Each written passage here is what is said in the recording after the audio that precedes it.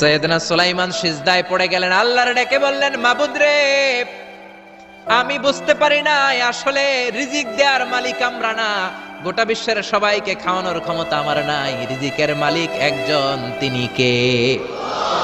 তিমি মাছ ডেকে বলে, ও সুলাইমান, প্রতিদিন রব্বুল আলামিন 3 লোকমা খাবার আমারে খাওয়ায়, 3 লোকমা খাবার সাগর থেকে আমাকে সংগ্রহ করে দেয়।